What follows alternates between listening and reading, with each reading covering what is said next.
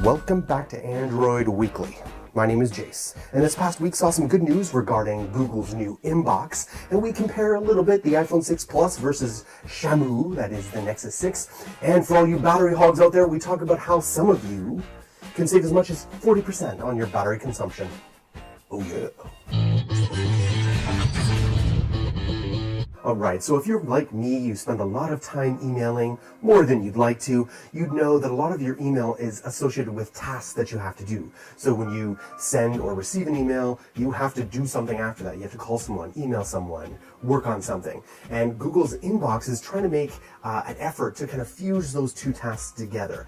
They're also trying to allow you to group a lot of your emails together, which makes it easier to get to inbox 0, which has been a fantasy up until today, at least for me.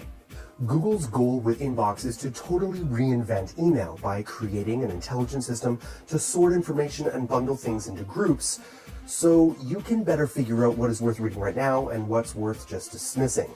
Beyond this, Inbox sort of acts like a personal assistant with reminders, the ability to snooze items, and even create to-dos. Speaking of to-dos and reminders, if you're a hardware store, for example, Inbox will supply the store's phone number and tell you when it's open. Assist works for your email too. If you make a restaurant reservation online, Inbox adds a map to your confirmation email. Book a flight online, and Inbox gives you a link to check in. Alright, so I was lucky enough to get an invite to Google's Inbox, and I've been using it the past couple days, and so far, love it. It's fantastic. My only concern is ads. When will the ads be coming, if ever? Now, I would be willing to pay for the subscription. I suspect many of you would too. It's a gorgeous, clean interface. I don't want that to change. Just bundle it with Google Business Apps.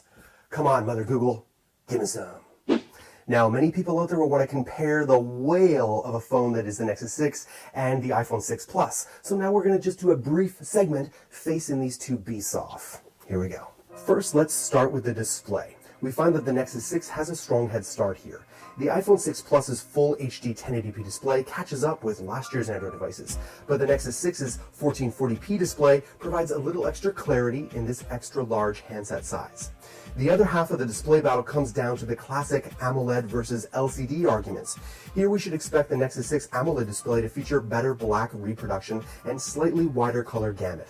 We found that the AMOLED display offers a little bit more pop colors than most other LCD displays. Now let's talk RAM. RAM might play a bigger part in multitasking performance here, and the Nexus 6 features 3 gigabytes, plenty for all situations, even given Android's tendency to use more memory than iOS. Apple seems to do well with limited resources when it comes to RAM, but I can't help but feel that the 1 gigabyte of RAM could become an issue for more intense multitaskers. Alright, so that's just 2 of the hardware features I want to talk about, but I also wanted to talk about the ecosystems, because there's a reality here. If you're like me, you've been using iTunes for more than 10 years, and over that time I've been accumulating media, like almost 20 gigs of music and more audiobooks, movies, videos, all that stuff within the iTunes ecosystem, and it's just much easier to use them on iOS and Apple devices. If I want to use them on Android devices, I first have to convert them with a program like Double Twist. Double Twist was fantastic, by the way. You should check that out if you're an Android lover or you're converting from iOS to Android. So that is a factor. Do you have a huge ecosystem on iTunes? And if so, are you going to be willing to transfer that over? You need to consider that. Now, if you're a man like me, you enjoy shopping for razors about as much as you enjoy getting fishbowl invites from Facebook. Yeah, not too much. But if I neglect it, info methods to remove those hairy hairs. On 3, ready?